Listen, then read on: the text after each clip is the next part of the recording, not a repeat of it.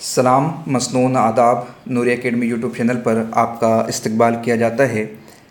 तनकीद सीरीज़ को हम कंटिन्यू कर रहे हैं।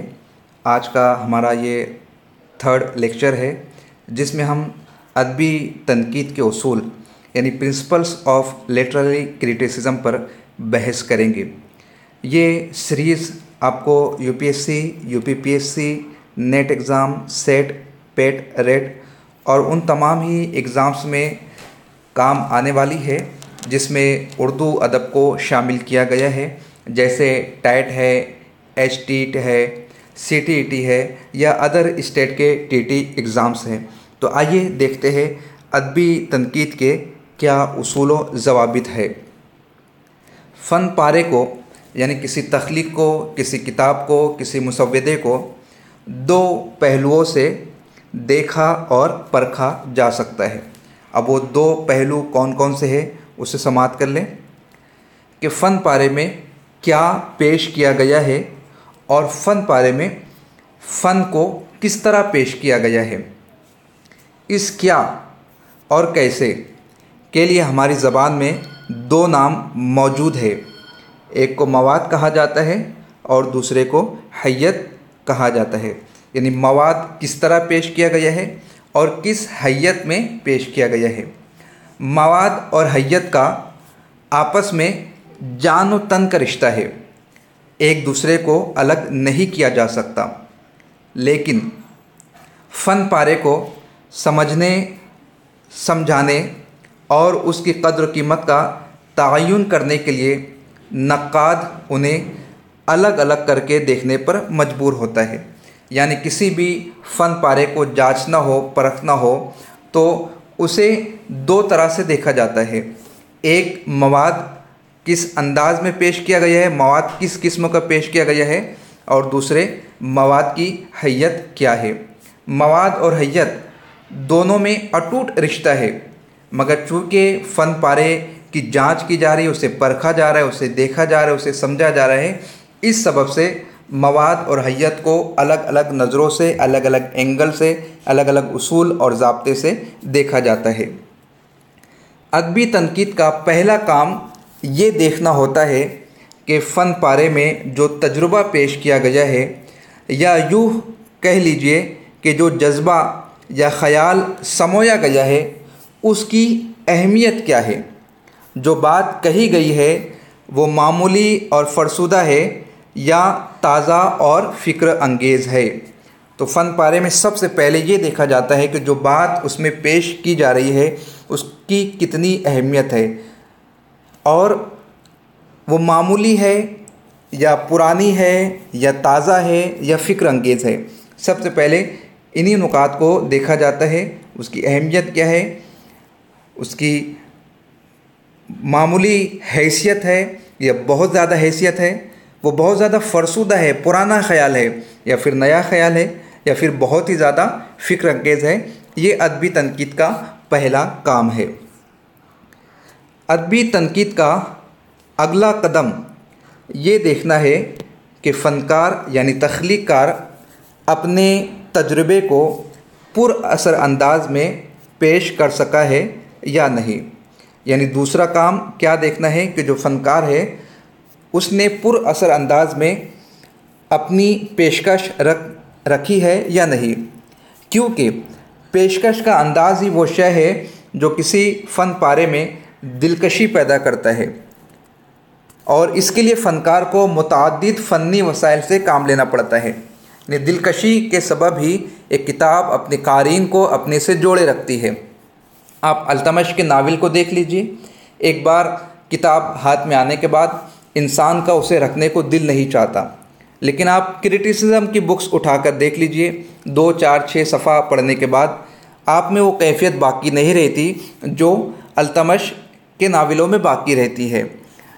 फ़र्क सिर्फ इतना है कि वहाँ पर उनका उसलूब जुदागाना था, पेशकश का अंदाज़ मुनफरिद था, और यही पेशकश किसी भी फ़न पारे को इम्पोर्टेंस का दर्जा दिलाती है।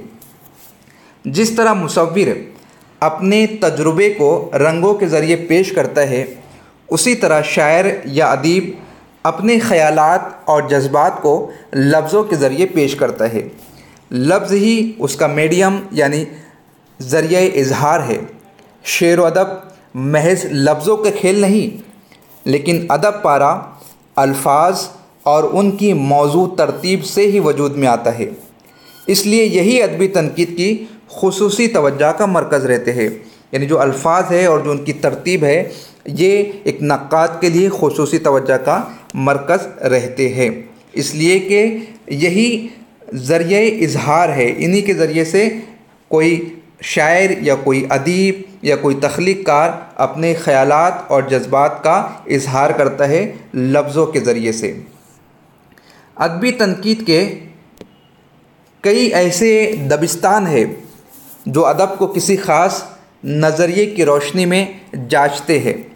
कोई ये देखता है कि उससे किसी ख़ास नज़रिए मसलन इश्तराकियत का प्रचार होता है या नहीं। कोई ये सवाल करता है कि उससे मज़हब या अखलाक की तालीम मिलती है कि नहीं। किसी को अदब से अहद व माहौल की अक्कासी की तवक्को होती है। जैसे आप देख लीजिए, सज्जाद ज़हीर ने मार्कसी अदब को फ़रोग़ देने की कोशिश की, जबकि डिप्टी नज़ीर अहमद ने अपने नावलों के ज़रिए से मज़हब और अखलाक को परवान चढ़ाने की कोशिश की है। तो ऐसे बहुत सारे दबिस्तान है और उन दबिस्तानों के ज़रिए से ये तलाश करने की कोशिश की जाती है कि उस फ़न पारे में, उस तख्लीक में, उस किताब में किस ख़ास नज़रिए की इशाअत की जा रही है। बाज़ उलमाए अदब ने शायर को इन चीज़ों से दूर रहने का मशवरा दिया है, यानी नज़रिए मज़हब और अखलाक से दूर रहने का मशवरा दिया है, नज़रिए से दूर रहने का मशवरा दिया है। मगर असल बात यह है कि शेर व अदब में नज़रिए का होना या ना होना कोई माना नहीं रखता। अदबी तनकीद ये देखती है कि अदब वाकई अदब है या नहीं। यानी अदबी तनकीद में ये देखा जाता है कि अदब वाकई में असल अदब है या नहीं। अदबी तनकीद उस मेहनत और काविश को भी नज़र में रखती है जो किसी फ़न पारे पर सर्फ हुई है। फ़नकार की मेहनत से हम अक्सर बेखबर होते हैं और ये नहीं जानते कि उसकी इस तख्लीक करने में, उसे इस तख्लीक को पाए तकमील तक पहुँचाने में कितनी मरतबा तराश खराश करना पड़ती है, कितनी मरतबा लफ्ज़ों को तब्दील करना पड़ता है, कितनी मरतबा जुमलों की बंदिशों पर गौर करना होता है। मुसव्विदे ना मिल जाते तो कौन जान सकता था कि विलियम ब्लेक की सादा सी शायरी और शेक्सपियर के ड्रामों की नोक पलक कितनी मरतबा सवारी गई है, और इकबाल ने एक एक मिसरे को 40-40 मरतबा बदला है। ये उस फ़न पारे पर राइटर के ज़रिए से की जाने वाली मेहनत और काविश को बयान करता है। इसी से ये बात भी वाज़ेह हो जाती है कि अदब इल्हाम नहीं, शौरी कोशिश और फ़नकार की मेहनत व काविश का समरा होता है। ये भी देखना ज़रूरी है कि अदब पारे की तरसील हुई है या नहीं, यानी वो पढ़ने या सुनने वाले तक पहुंचा भी है या नहीं। हेगल ने कहा है कि जब फ़नकार अपने तजुर्बे को दूसरों तक पहुंचाना चाहता है तभी फ़न वजूद में आता है।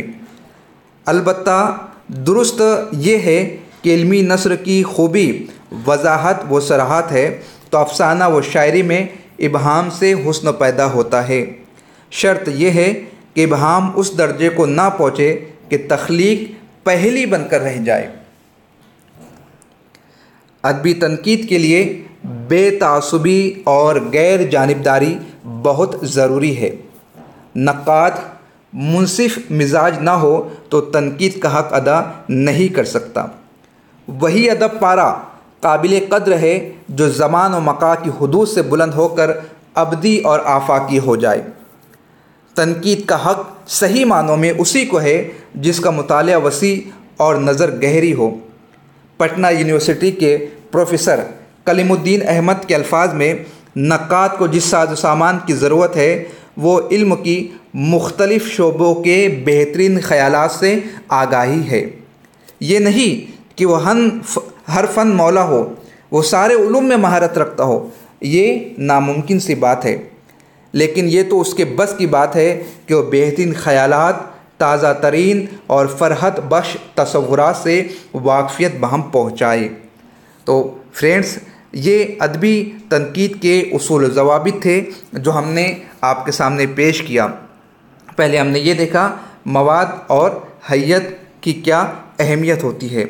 उसके बाद तनकीद निगार ये देखता है कि मवाद का एंगल क्या है, उसकी अहमियत क्या है। उसके बाद अगला कदम उठाकर उसकी पेशकश पर नज़र दौड़ाई जाती है, फिर उसमें किस ख़याल को, किस नज़रिए को जगह दी गई है उस पर गौर व खौज़ किया जाता है। साथ ही साथ उस फ़नकार ने कितनी मेहनत की है, कितने लगन के साथ काम किया है, उसे जांचा और परखा जाता है। और आखिर में हमने ये समाअत किया कि एक अदबी नक़ाद को बेतासुब होना, गैर जानिबदार होना बहुत ज़रूरी है। मिलते हैं अगले लेक्चर में। खुदा हाफिज़।